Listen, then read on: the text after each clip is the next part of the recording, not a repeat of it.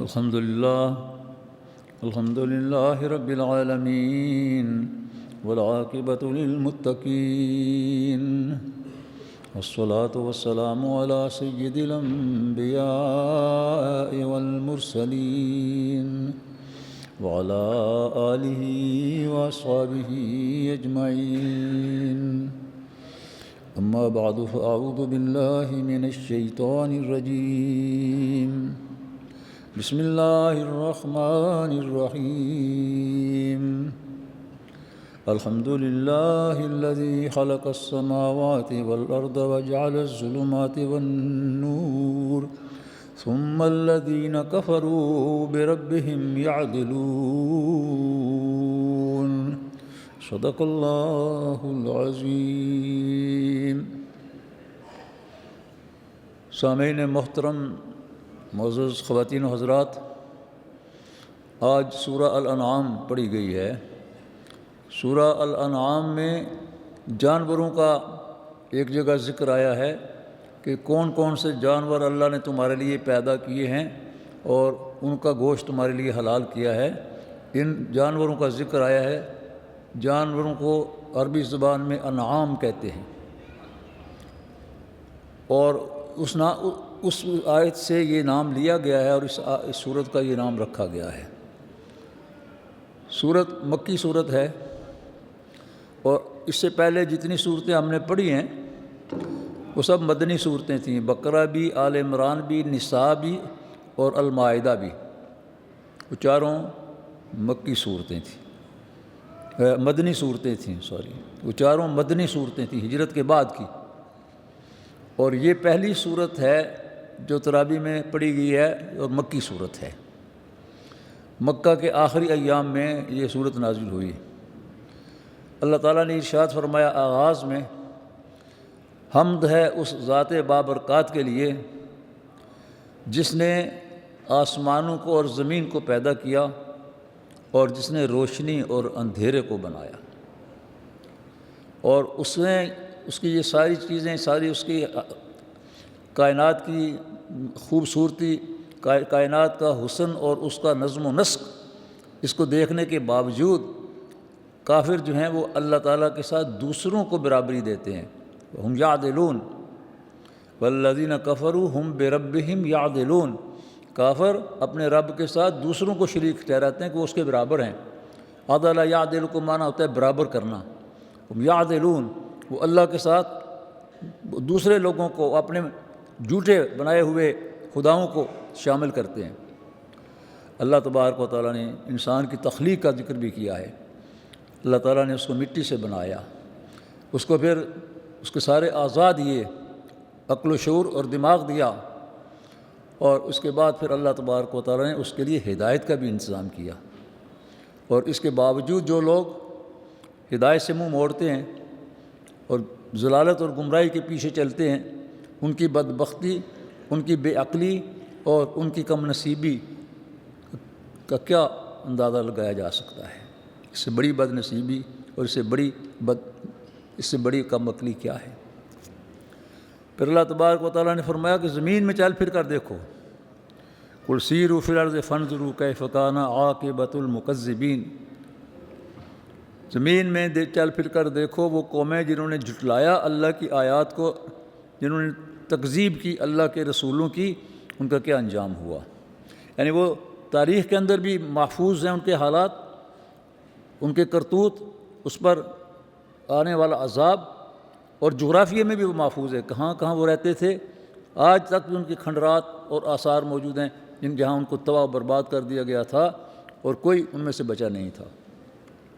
سارے ان کے علاقے جو ہیں وہ محفوظ ہیں، ان کو دیکھتے ہیں لوگ، اور ان کے اندر ان نشانیاں جو ہیں اللہ تعالیٰ کی وہ ان کو نظر آتی ہیں۔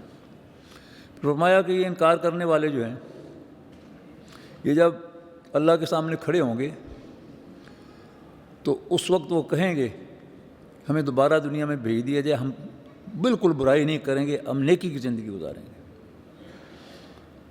اور اللہ تبارک و تعالیٰ کے سامنے کھڑے ہوں گے تو اللہ تبارک و تعالیٰ ان کو فرمائے گا کہ نہیں، تم جھوٹ بول رہے ہو اور دوبارہ دنیا میں کوئی نہیں جا سکتا۔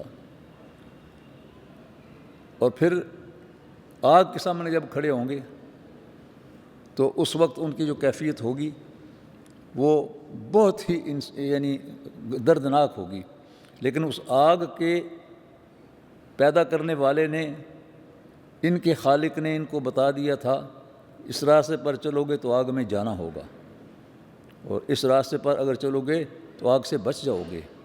انہوں نے اس کے بعد وہی راستہ اختیار کیا جو سیدھا آگ میں لے جاتا تھا۔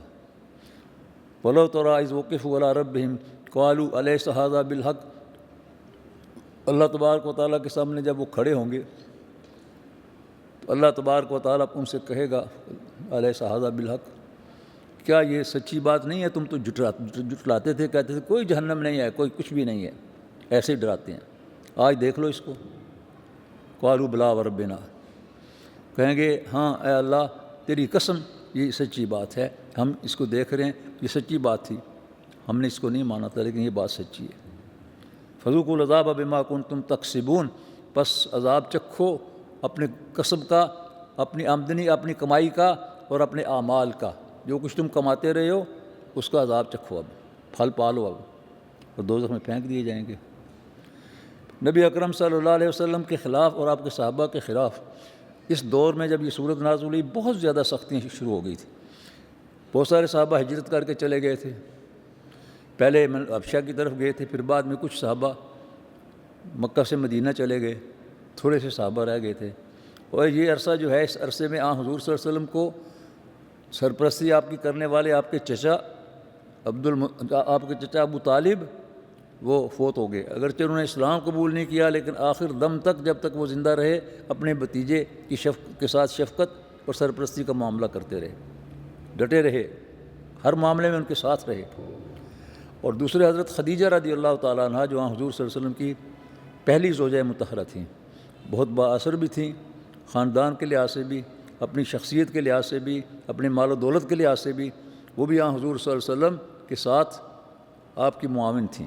دونوں شخصیات کا اٹھ جانا حضور صلی اللہ علیہ وسلم کے اتنا غم کا باعث تھا کہ وہ سال پورا جو ہے اس سال کو سیرت کی کتابوں میں اور حدیث کی کتابوں میں عام الحزن کہا جاتا ہے، غم کا سال جو ہے وہ غم کا سال ہے۔ اور اس لیے ان مشکل حالات میں نبی اکرم صلی اللہ علیہ وسلم کو مشکلات بھی بہت تھیں کافروں کی طرف سے، اور اللہ کی طرف سے آپ کو تسلی بھی بہت دی گئی۔ اللہ تعالیٰ فرماتا ہے قد نعلم انہم لا یکذبونک ولکن الظالمین بآیات اللہ یجحدون قد یعلم انہ لیحزنک الذی ما اے نبی اکرم صلی اللہ علیہ وسلم، ہم جانتے ہیں کہ ان کافروں کی کہی ہوئی باتیں، ان کا پروپیگنڈا آپ کو غم میں مبتلا کر دیتا ہے، لیکن آپ اس بات پر خوش رہیں کہ وہ تسلیم کرتے ہیں کہ یہ محمد جو ہے یہ سچا ہے۔ آپ کی شخصیت اور ذات کا اتنا بلند مقام ہے کہ بدترین دشمن بھی، حتیٰ کہ ابو جہل بھی آپ کو جھوٹا نہیں کہہ سکتا، نہیں کہہ ہی نہیں سکتا۔ اور اللہ تبارک و تعالیٰ کی آیات کو جھٹلا دیتے ہیں، کہتے ہیں کہ یہ گھڑی ہوئی باتیں ہیں، یہ بنایا ہوا کلام ہے۔ لیکن جب کوئی کہے کہ کیا محمد جھوٹا ہے تو تم نے اسے کبھی جھوٹا پایا؟ سب کہتے تھے کہ نہیں، کبھی نہیں پایا۔ ایک واقعہ مفسرین نے بیان کیا ہے اس آیت کی تفسیر میں کہ ایک سردار جس کا تعلق طائف سے تھا اور جو مکہ میں مقیم تھا اور گرمیوں کے زمانے میں اپنے شہر میں چلا جاتا تھا، وہاں بھی اس کے محل تھے اور یہاں بھی اس کے محل تھے، تو اس نے ایک دن ابو جہل کے ساتھ نشست میں یہ کہا کہ ابو جہل، ابو الحکم، اچھا آؤ مجھے ایک بات تو بتاؤ۔ کیا بات ہے؟ کہ محمد کی تم مخالفت کرتے ہو، اس کو جان سے مار ڈالنے کے ہیلے کرتے ہو، یہ بتاؤ کہ کیا یہ جھوٹا آدمی ہے؟ اس نے کہا نہیں، رب کعبہ کی قسم جھوٹا تو نہیں ہے۔ پھر کیا بات ہے؟ اس نے کہا بات اصل یہ ہے کہ ہمارا اور بنو ہاشم کا ہمیشہ مقابلہ رہا، باپ دادا سے آج تک۔ انہوں نے کوئی کارنامہ سر انجام دیا، ہم نے اس سے بڑا کارنامہ سر انجام دیا۔ انہوں نے کوئی بہادری کا کارنامہ دکھایا تو ہم نے اس سے بڑی بہادری کا کارنامہ دکھا دیا۔ انہوں نے کوئی بہت بڑی دعوتیں اور ضیافتیں کیں تو ہم نے اس سے بڑی دعوتیں اور ضیافتیں کر کے لوگوں کو کھلایا۔ ہم ہر معاملے میں ان کا مقابلہ کرتے رہے. اب یہ کہتا ہے میں اللہ کا نبی ہوں. اگر ہم اس کو اللہ کا نبی مان لیں تو پھر ہماری سرداری اور ہماری قیادت اور ہمارا خاندانی مفاخرت تو ختم ہو جائے گی. مطلب یہ ہے کہ ایسی تعویل اس نے کی کہ جس کا ہر آدمی یہ سمجھ سکتا ہے کہ وہ جھوٹ کی بنیاد پر جو عمارت اٹھائی جائے اس کی بنیادیں بہت کمزور ہوتی ہیں، اس کی بنیادوں میں کوئی ذرا برابر بھی قوت نہیں ہوتی. تو اللہ تعالیٰ نے اپنے نبی صلی اللہ علیہ وسلم کو تسلی دی اور فرمایا کہ یہ کافر جو کچھ کا مطالبے کرتے ہیں آپ ان کی فکر نہ کریں. آپ آسمان کی بلندیوں پر نہیں پہنچ سکتے کہ آپ وہاں سے جا کر خبریں لائیں. آپ کی طرف تو وہی پہ آتی ہے، وہی آپ کے لیے خبر ہے، وہی صداقت ہے، وہی سچائی ہے. پھر اللہ تبارک و تعالیٰ نے آگے فرمایا کہ اے نبی صلی اللہ علیہ وسلم یہ کہتے ہیں کہ یہ غرباء اور کم حیثیت لوگ، یہ غلام اور کنیزیں، یہ تمہاری مجلس میں ہوتے ہیں، تم ان کو اپنے پاس بٹھاتے ہو. ہاں حضور ان سب کو تعلیم دیتے تھے دار ارقم میں، خواتین کو بھی اور مردوں کو بھی. تو وہ کہتے تھے کہ ان کے تمہارے مجلس میں یہ بیٹھے ہوں تو ہم نہیں بیٹھ سکتے، ہماری شان نہیں ہے کہ ان کے ساتھ بیٹھیں. ان کنگلے لوگوں کے ساتھ اور کم تر درجے کے لوگوں کے ساتھ ہم بیٹھ جائیں، سرداران قریش، یہ نہیں ہو سکتا. ان کو اٹھا دو تو ہمارے ساتھ مجلس کرو. تو نبی اکرم صلی اللہ علیہ وسلم کو اللہ تبارک و تعالیٰ نے حکم دیا وَلَا تَعْدُ عَيْنَاكَ عَنْهُمْ. اللہ تبارک و تعالیٰ نے کہا کہ ان لوگوں سے اپنی نظر مت ہٹانا. اگر وَلَا تَطْرُدِ الَّذِينَ يَدْعُونَ رَبَّهُمْ خَوْفًا وَطَمَعًا، جو اللہ تبارک و تعالیٰ کے سامنے دن رات دعائیں مانگتے ہیں اور اللہ رب العالمین کے سامنے رو کے اور امید کے ساتھ دعا مانگتے ہیں، ان کو اپنے سے الگ مت کرنا. آپ کی ذمہ ان کا کچھ نہیں ہے، یہ اپنے عمل کے جواب دہ ہیں. اور وہ جو لوگ جو ہیں جو آپ سے مطالبہ کرتے ہیں ان کے حال پر چھوڑ دو، ان پر لعنت بھیجو، ان پر 3 حرف بھیجو، ان کا ساتھ نہ چھوڑو. یہ جو تمہارے گرد لیں یہ غلام ہیں اور کنیزیں ہیں، لیکن یہ قیمتی ہیرے ہیں. ان کا کوئی بدل نہیں ہے، دنیا کی کوئی دولت ان کا بدل نہیں ہے. بہت قیمتی ہیں، اللہ کی نظر میں قیمتی ہیں. اور اللہ کی نظر میں قیمتی ہیں تو پھر ان کا مقام تو واقعی کیا بلند مقام ہے. پھر آگے اللہ تبارک و تعالیٰ نے فرمایا کہ یہ جب کشتی میں سوار ہوتے ہیں، سفر پر جاتے ہیں بحری سفر میں، اور کشتی طوفان میں گھر جاتی ہے تو پھر ایک اللہ کو پکارتے ہیں، اے اللہ ہمیں اگر تو نے خیریت سے اس مصیبت سے نکال لیا تو ہم شرک نہیں کریں گے. راکبوا فی الفلک دعوا اللہ مخلصین لہ الدین. اللہ تعالیٰ کو پکارتے ہیں اپنے دین کو، اپنے اس مذہب کو چھوڑ کر خالص دین کہ اللہ تعالیٰ تو واحد ہے، لا شریک ہے، ہم شرک نہیں کریں گے. پھر اللہ تعالیٰ فرماتا ہے قُلِ اللّٰهُ يُنَجِّيكُم مِّنْهَا وَمِن كُلِّ كَرْبٍ ثُمَّ تُشْرِكُونَ. اللہ تبارک و تعالیٰ ان سے کہہ دیجئے اللہ تبارک و تعالیٰ اس مصیبت سے تمہیں نکال لیتا ہے، تمہیں نجات دیتا ہے اور موت سے بچا لیتا ہے، اور جب تم کنارے پر پہنچتے ہو تو پھر تم شرک کرنا شروع کر دیتے ہو، مشرک بن جاتے ہو. یہ واقعات جو ہیں قرآن پاک میں کشتی میں سواری اور اس میں طوفان میں آ جانا کئی مقامات پر بیان ہوئے ہیں، آگے بھی آئیں گے یہ واقعات. اور یہ بڑے عبرت انگیز واقعات ہیں کہ وہاں پر اگر یہ اپنے لات و حبل کو پکاریں تو اللہ ان کو کہتے ہیں کہ نہ نہ نہ نہ، یہاں کوئی لات اور کوئی حبل اور کوئی عزا نہیں ہے، یہاں صرف ایک اللہ ہے. جب اس مصیبت میں آتے ہیں تو پھر ایک اللہ کو پکارنا ان کی مجبوری بن جاتی ہے. اس سے نکل جاتے ہیں تو اتنے نمک حرام ہیں کہ فوراً اللہ کے ساتھ شریک ٹھہرانا شروع کر دیتے ہیں. یہ ان کا سارا کردار بیان کیا گیا ہے. آگے جا کر اللہ تبارک و تعالیٰ نے ابراہیم علیہ السلام کی زندگی کے واقعات بیان کیے ہیں. وہ ایک ایسے گھر میں پیدا ہوئے تھے، آزر ان کا باپ جو تھا، جو بت پرست بھی تھا اور بت ساز بھی تھا، یعنی اس کی صنعت تھی بت بنانے کی، اور وہ بت بناتا تھا اور بتوں سے اس کو آمدنی ہوتی تھی، بیچتا تھا۔ اور اس وقت کا نمرود جو حکمران تھا، اس کے دربار میں بھی اس کا بڑا مقام تھا، اس نے مذہبی پروہت کا درجہ دیا ہوا تھا۔ ابراہیم علیہ السلام اس کے گھر میں پیدا ہوئے، بت پرست کے گھر میں توحید کا علمبردار اور توحید کی بہترین مثال پوری انسانیت کے لیے وہ وہاں پیدا ہوئے، اور ابھی بچے ہی تھے، چھوٹے تھے۔ ان کو اللہ تبارک و تعالیٰ نے ہدایت دی تھی، وہ نبی تھے اللہ کے۔ انہوں نے لوگوں کو دیکھا بت پرستی کرتے، تو کئی بار انہیں سوال بھی پوچھا، یہ کیا کرتے ہو؟ قرآن میں جگہ جگہ ذکر آیا ہے۔ اس موقع پر اللہ فرماتا ہے کہ انہوں نے اپنی قوم پر اتمام حجت کرنے کے لیے یہ کہا، ستاروں کو دیکھا رات کے وقت میں، رات کو مجلسیں جو لگتی تھیں اس میں، کہا اچھا یہ ستارے جو ہیں یہ روشن ہیں، کیا خوبصورت ہیں، یہ میرا الہ ہے۔ یعنی جانتے تھے کہ یہ الہ نہیں ہے، لیکن ان پر اتمام حجت کرنے کے لیے یہ میرا الہ ہے، یہ ستارہ میرا الہ ہے۔ اچھا، جب ستارے غروب ہو گئے تو کہا کہ نہیں، میں ان کو الہ نہیں مانتا جو کبھی نظر آتے ہیں کبھی نظر ہی نہیں آتے۔ پھر چاند کو دیکھا اگلی رات تو کہا لما القمر بازغۃ قال ھذا ربی، جب چاند کو دیکھا تو کہا کہ یہ میرا رب ہے۔ وہ بھی غروب ہو گیا تو کہا کہ نہیں، میرا رب نہیں ہے۔ پھر اس کے بعد دن کے وقت میں سورج کو دیکھا تو کہا کہ یہ میرا رب ہے۔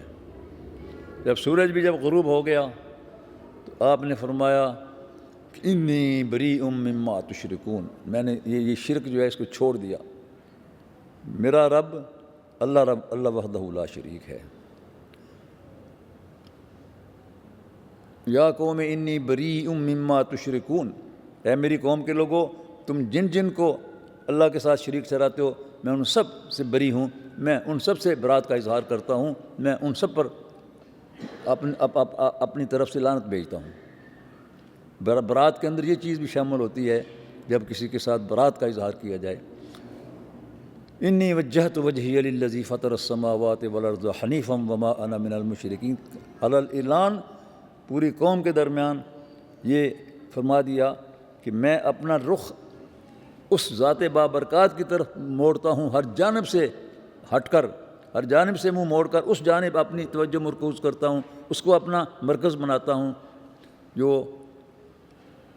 مشرق و مغرب کا رب ہے، جس نے آسمان و زمین کو پیدا کی۔ فطر السماوات والارض حنیفاً، اور میں خالص مومن اور خالص موحد بن کر اس کی ذات بابرکات کا بندہ ہونے کا اعلان کرتا ہوں۔ وما انا من المشرکین، میرا شرک کے ساتھ کوئی تعلق نہیں ہے۔ وحاجہ قومو، اس کی قوم نے اس کے ساتھ لڑائی جھگڑا شروع کر دیا۔ ظاہر ہے کہ وہ بت پرستی ان کی تو خون میں رچی بسی تھی، وہ کیسے تسلیم کرتے؟ اس جھگڑے میں ابراہیم علیہ السلام نے ہتھیار نہیں ڈالے، دلائل کے ساتھ بھی، اور استقامت کا بھی جب مظاہرہ کرنے کا وقت آیا، آنکھ میں ڈالنے کا موقع آیا، اس وقت بھی ڈٹے رہے اور اللہ تعالیٰ پر توکل کی۔ یہ ابراہیم علیہ السلام کے حالات یہاں بیان کیے گئے ہیں۔ پھر ابراہیم علیہ السلام کے ساتھ دیگر انبیاء کرام، نوح علیہ السلام اور اس کے بعد ابراہیم اور ان کی اولاد کے اندر جو انبیاء کرام آئے، ان بیشتر کے ذکر یہاں کیا، جیسے پچھلی صورت میں بھی سورہ نساء کے آخری حصے میں انبیاء کا ذکر تھا، تو یہاں بھی انبیاء کا ذکر ہے۔ وَهَبْنَا لَهُ إِسْحَاقَ وَيَعْقُوبَ كُلًّا هَدَيْنَا وَنُوحًا هَدَيْنَا مِن قَبْلُ وَمِن ذُرِّيَّتِهِ دَاوُودَ وَسُلَيْمَانَ وَأَيُّوبَ وَيُوسُفَ وَمُوسَى وَهَارُونَ، انبیاء کے نام۔ وَكَذَلِكَ نَجْزِي الْمُحْسِنِينَ وَزَكَرِيَّا وَيَحْيَىٰ وَعِیسیٰ وَإِلیاس كُلٌّ مِّنَ الصَّالِحِینَ، ان انبیاء کے نام جو چیدہ چیدہ انبیاء کے ہیں، انبیاء ان کے نام بیان کیے کہ اب ابراہیم علیہ السلام نے جو پودا لگایا، یا ابراہیم علیہ السلام نے جو مثال قائم کی، اللہ کے ہر نبی نے اپنے اپنے وقت میں اسی مثال کو قائم کیا، مشکلات برداشت کیں، حتیٰ کہ جانیں قربان کیں، لیکن اللہ کے دین کو اور توحید کو نہیں چھوڑا، شرک کی طرف ایک آنکھ بھی نہیں اٹھا کر دیکھا، اس کو رد کر دیا۔ پھر اللہ تبارک و تعالیٰ نے آگے فرمایا ہے کہ جب اللہ کے سامنے مجرمین کھڑے ہوں گے، جب اللہ تبارک و تعالیٰ فیصلہ کرتا ہے، موت کا فرشتہ آ جاتا ہے، تو انسان کو پھر اس وقت آنکھیں کھلتی ہیں کہ وہ کیا کرتا رہا ہے اور اب اس کے ساتھ کیا ہونے والا ہے، اور اسے کسی کو مفر نہیں ہے، بڑا ہو چھوٹا ہو، نیک ہو بد ہو، یہ وقت ہر ایک کے اوپر آنا ہے۔ وَلَوْ تَرَىٰ إِذْ وُقِفُوا وَلَوْ تَرَىٰ موقوفون عند ربہم، اللہ تعالیٰ کے سامنے جب یہ لوگ موت کے وقت میں آتے ہیں اور فرشتہ اس کی طرف اپنا ہاتھ بڑھاتا ہے اور اس کی جان نکالتا ہے، تو اس وقت وہ اس کی بے بسی کا عالم دیکھنے کا ہوتا ہے۔ پھر اللہ تبارک و تعالیٰ نے اپنی حکمتیں اور اپنی قدرتیں اور اپنی شان بیان کی ہے۔ ان اللہ فالق الحب والنوا، یہ گٹھلی جو ہوتی ہے اور دانہ جو ہوتا ہے، اس میں سے وہ پودا اور اس میں سے وہ درخت وہ جو نکلتا ہے، آپ اندازہ کریں، اس کو دیکھیں، دانے کو دیکھیں اور گٹھلی کو دیکھیں، اس کے بعد درخت کو دیکھیں اور اس فصل کو دیکھیں، یہ اللہ تبارک و تعالیٰ کی حاکمیت، اس کی خالقیت، اس کی ربوبیت، ہر چیز اس میں نظر آتی ہے۔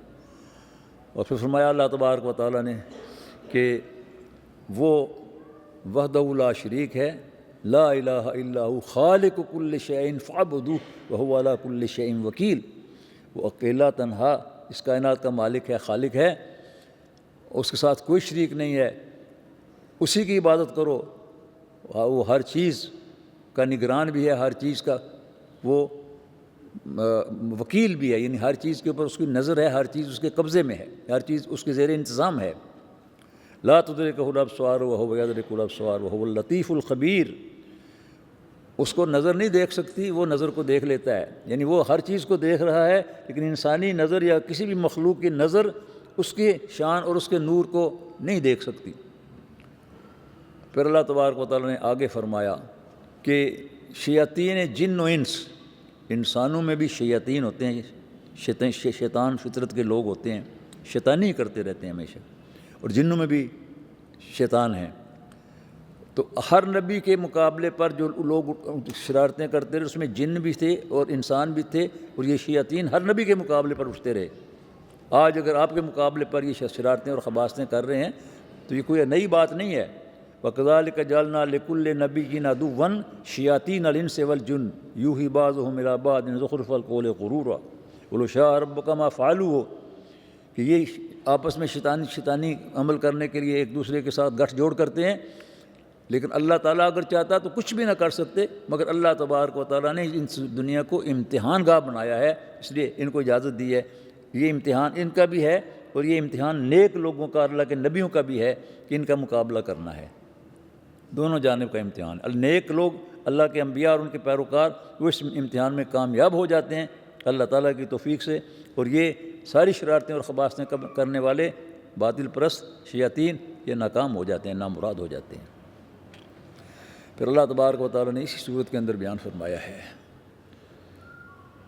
کہ قیامت کے دن جو لوگ جنوں سے مدد مانگتے ہیں، جنوں کی عبادت کرتے ہیں، ان سے پوچھا جائے گا کہ کیا تم ان کی عبادت کرتے تھے یا یہ تمہیں حکم دیتے تھے؟ اس دن عبادت کرنے والے بھی اور جن کی عبادت کی جاتی ہے، سارے باطل قوتیں، وہ سب کے سب بے بس ہوں گے۔ یا معشر الجن الم یاتکم یا معشر الجن والانس الم یاتکم رسول منکم یقصون علیکم آیات ربکم وینذرونکم لقاء یومکم ھذا قالوا شہدنا علی انفسنا، پوچھا جائے گا کیا تمہارے پاس تمہاری زندگی میں اللہ کے نبیوں کا پیغام نہیں پہنچا تھا؟ اللہ کے نبی تمہارے پاس نہیں آئے تھے یا ان کا پیغام تم تک نہیں پہنچا تھا؟ کوئی چارہ کار نہیں ہوگا اس وقت انکار کرنے کا، کہیں گے ہاں آیا تھا، لیکن ہماری بدقسمتی اور بد نصیبی کہ ہم نے اس کو جھٹلا دیا، ہم نے اس کو مانا نہیں ہے۔ اللہ تعالیٰ فرمائے گا کہ تمہارے اوپر اتمام حجت ہو گئی، تم نے جو کچھ کمایا اب اس کا بدلہ تمہیں ملے گا۔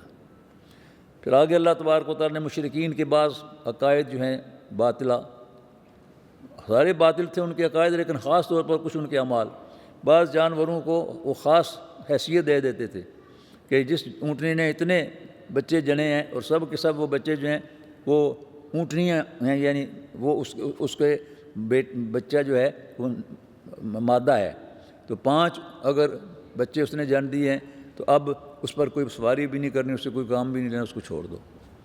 اونٹ کے بارے میں بھی اسی طرح یہ تھا کہ جس اونٹ کے سلب سے اتنے اونٹ پیدا ہوئے ہوں، جب وہ سارے کے سارے سواری کے قابل ہو جائیں تو اس اونٹ کو بھی اب پوتر سمجھو، یعنی وہ اب مقدس ہو گیا ہے، اس کو چھوڑ۔ اس طرح کی مختلف ان سب کا اللہ تعالیٰ نے بطلان واضح کیا ہے کہ جانور اللہ کے پیدا کردہ ہیں، جانوروں کی خاص طبیعت، ان کی فطرت اور ان کی سارے معاملات ان کے جو ہیں اللہ تبارک و تعالیٰ نے اونٹ کے ذمہ جو کام لگائے ہیں وہ کرتا ہے، گائے کے ذمہ جو کام لگائے ہیں وہ کرتی ہے، بکری اور بھیڑ کے ذمہ جو کام لگائے ہیں وہ کرتے ہیں۔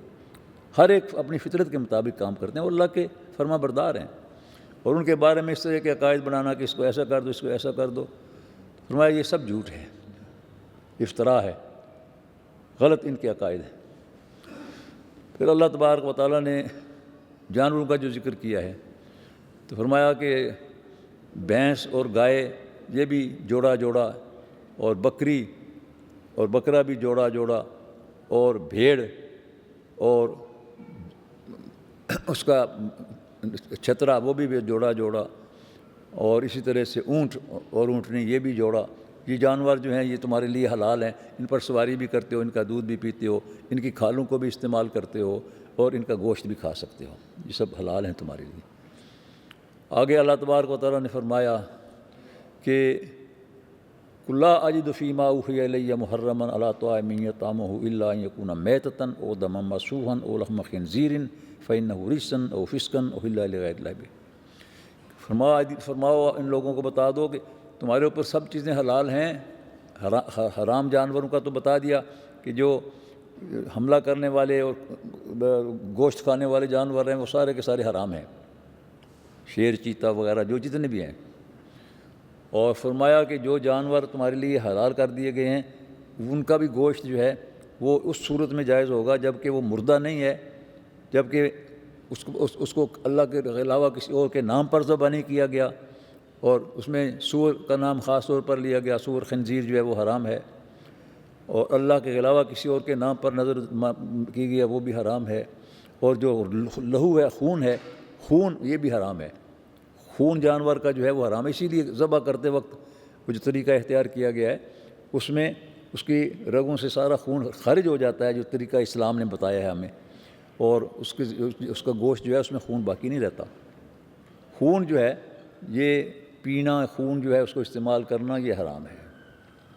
پھر اللہ تبارک و تعالیٰ نے اس صورت میں آخر میں یہ فرمایا قل ان صلاتی و نسکی و محیای و مماتی للہ رب العالمین لا شریک لہ و بذالک امرت وانا اول المسلمین۔ اے نبی صلی اللہ علیہ وسلم کہہ دیجئے میری نماز اور میری قربانی، میری زندگی اور میری موت سب اللہ رب العالمین کے لیے ہے، اس کا کوئی شریک نہیں ہے۔ مجھے حکم دیا گیا ہے کہ میں اس کی وحدانیت، اس کی توحید کا اعلان کر دوں، اور میں سب سے پہلے اسلام قبول کرنے والا، اللہ کے سامنے سر جھکانے والا ہوں۔ من جاء بالحسنۃ فلہ عشر امثالھا ومن جاء بالسیئۃ فلا یجزی الا مثلھا وہم لا یظلمون۔ جو کوئی نیکی ایک نیکی کر کے لائے گا اللہ تبارک و تعالیٰ کے یہاں کم از کم 10 گنا ثواب اس کا ملے گا، اور جو برائی کر کے آئے گا تو برائی کا ایک ہی اس کو سزا دی جائے گی، ایک ہی، اس کی کئی گنا بڑھا کر نہیں ہے، جس طرح کی برائی ہے اس طرح کی سزا اس کو دی جائے گی۔ اللہ تبارک و تعالیٰ نے یہ آیت جو نازل کی یہ مکہ کے آخری دور میں، قل ان صلاتی و نسکی و محیای و مماتی، یہ بڑی جامع آیت ہے، اور ہر بندہ مومن کی زندگی کا مشن یہ ہے کہ میری زندگی، میری موت، میری نماز، میری قربانی، میری ہر چیز اس اللہ کی خاطر ہے، اس کی رضا کے لیے ہے، اس کی رضا کے لیے سب عبادات ہیں، اس کی رضا کے لیے سب معاملات کے اندر ہمیں جو ہدایات دی گئی ہیں وہ ہم کرتے ہیں۔ اب دیکھیے مکہ کے اندر اس آیت کے نازل ہونے سے، اس سورت کے نازل ہونے سے پہلے ایک واقعہ ہوا ہے، اور وہ واقعہ یہ ہے کہ مکہ کے اندر سب سے پہلے ایک مسلمان صحابیہ حضور صلی اللہ علیہ وسلم کی صحابیہ کو شہید کیا گیا ہے، سب سے پہلی شہادت حضور کی امت میں وہ ہے۔ حضرت سمیہ رضی اللہ تعالیٰ عنہ عمار بن یاسر کی والدہ تھیں اور بہت شروع میں مسلمان ہو گئی تھیں، اور اس خاندان کی مکے میں کوئی سماجی اور کوئی معاشرتی اور کوئی معاشی حیثیت نہیں تھی، غریب لوگ تھے، باہر سے آئے تھے، اور 4 افراد گھر کے چاروں مسلمان، یاسر رضی اللہ تعالیٰ عنہ، ان کے بیٹے یاسر، دوسرا بیٹا عبداللہ، ان کی اہلیہ سمیہ بنت خیاط، 4 افراد ہیں گھر میں، چاروں مسلمان ہیں۔ کوئی اور گھر ایسا نہیں تھا جس میں سارے مسلمان ہوں، یہ واحد گھر تھا۔ اور ابو جہل اپنے ساتھیوں سے کہنے لگا ایک دن کہ ہم اپنی خواتین کو بھی دم نہیں مارنے دیتے، اور اس کی کیا حیثیت ہے کہ یہ اس پر ایمان لے آئی ہے اور اس کا کلمہ پڑھتی ہے اور اسی کی گن گاتی ہے، آؤ ذرا اس کو سبق سکھائیں۔ وہ حضرت یاسر رضی اللہ تعالیٰ عنہ کے گھر پر گئے تو یاسر بھی گھر پر نہیں تھے، عمار بھی گھر پر نہیں تھے، عبداللہ بھی گھر پر نہیں تھے، تینوں مرد گھر پر نہیں تھے، اکیلی خاتون سمیہ رضی اللہ تعالیٰ عنہ۔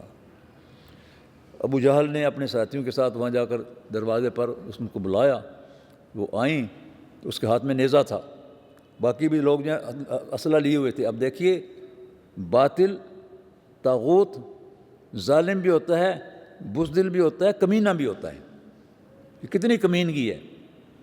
اسلحہ لے کر آئے ہیں ایک خاتون کے مقابلے پر، جو ایک بے بس خاتون ہے، نہتی خاتون ہے۔ ابو جہل کہتا ہے سمیہ ہمارے دین پر واپس آ جاؤ۔ انہوں نے کہا کہ نہیں، میں نے سوچ سمجھ کر یہ دین اختیار کیا ہے، میں اس کو نہیں چھوڑ سکتی۔ اس نے کہا اگر نہیں چھوڑ سکتی تو مرنے کے لیے تیار ہو جاؤ۔ انہوں نے فرمایا میری نماز اور میری زندگی اور میری موت، میری نماز، میرا روزہ، میری عبادات سب اللہ رب العالمین کے لیے ہے، میں اس پر اسلام لائی ہوں، میں اس پر ایمان لائی ہوں۔ اس آیت کا مفہوم جو ہے انہوں نے اپنے الفاظ میں کہا، حضرت سمیہ رضی اللہ تعالیٰ عنہ نے، آیت کے نازل ہونے سے پہلے۔ اس لیے میں بعض اوقات یہ پڑھتے ہوئے اور بیان کرتے ہوئے اور غور و خوض کرتے ہوئے سوچتا ہوں کہ صحابہ کرام کتنی بڑی شان کے لوگ تھے کہ قرآن کے پیچھے پیچھے چلتے تھے وہ، لیکن کبھی کبھی قرآن ان کے پیچھے چلتا تھا۔ انہوں نے ایک عمل کر دیا تو قرآن نے اپنی آیات میں اس چیز کو اپنا حصہ بنا لیا، اپنی آیات کا۔ قل ان صلاتی و نسکی و محیای و مماتی، اس واقعہ کے کچھ ہی عرصے کے بعد یہ صورت نازل ہوئی ہے۔ اس نے جب نیزہ مارا، ان کے جسم کے پار ہوا، تو وہ بہادر اور جنتی خاتون فرماتی ہیں فزت و رب الکعبہ، رب کعبہ کی قسم میں کامیاب ہو گئی ہوں۔ بندہ مومن کی کامیابی جنت میں جانا ہے، شہادت بہت بڑی کامیابی ہے، اور یہ پہلی شہادت ہے تاریخ اسلام میں جو ایک خاتون کے حصے میں آئی ہے، بے بس خاتون، اور میدان جنگ میں نہیں، ان کو ان کے گھر کے اندر شہید کیا گیا۔ قل ان صلاتی و نسکی جب بھی پڑھا جاتا ہے، یہ سنا جاتا ہے، پھر پورا وہ منظر آنکھوں کے سامنے آ جاتا ہے کہ اللہ کی اس بندی نے جو سب سے پہلے اللہ کی راہ میں شہید ہوئیں، انہوں نے جو الفاظ کہے تھے اس موقع پر، اللہ تبارک و تعالیٰ نے اپنی کتاب مبین کا حصہ بنا دیا ان کو۔ کیا شان ہے صحابہ کرام کی، اللہ تبارک و تعالیٰ ہمیں ان کے نقش پا پہ چلنے کی توفیق عطا فرمائے۔ الحمدللہ رب العالمین والصلاة والسلام علی رسولہ الکریم وعلی آلہ واصحابہ اجمعین۔ ربنا آتنا فی الدنیا حسنۃ وفی الآخرۃ حسنۃ وقنا عذاب النار۔ ربنا آتنا من لدنک رحمۃ وہیئ لنا من امرنا رشدا۔ یا اللہ تمام بیماروں کو شفائے کاملہ عاجلہ مستمرہ عطا فرما۔ حافظ سیف الرحمان صاحب جو شعبہ تربیت کے ناظم ہیں، چند دن پہلے ان کا ایکسیڈنٹ ہوا تھا، وہ زخمی ہیں، اس لیے آپ مسجد میں آپ کو نظر نہیں آتے، دعا کیجیے اللہ تعالیٰ ان کو مکمل صحت عطا فرمائے۔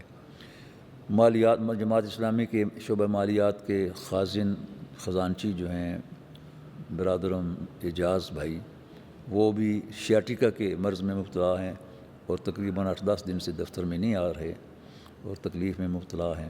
انہوں نے بھی دعا کی درخواست کی ہے آپ سب لوگوں سے کہ ان کے لیے دعا کیجیے، اللہ تعالیٰ ان کی بیماری کو دور فرمائے۔ خاص ڈاکٹر عطاء الرحمان صاحب کی والدہ کے لیے، اور ہمارے ایک دوست حال ہی میں ضلع فیصل آباد میں وہ وہاں پر فوت ہوئے ہیں، دعا کیجیے اللہ تبارک و تعالیٰ ان کی مغفرت فرمائے، تمام اہل ایمان کی مغفرت فرمائے جو اللہ تعالیٰ کے یہاں چلے گئے ہیں، تمام مرحومین کی قبروں میں ہماری دعاؤں کا ہدیہ ان تک پہنچا دے۔ ربنا تقبل منا انک انت السمیع العلیم وتب علینا انک انت التواب الرحیم۔ سبحان ربک رب العزۃ عما یصفون، سلام علی المرسلین والحمد للہ رب العالمین، برحمتک یا ارحم الراحمین۔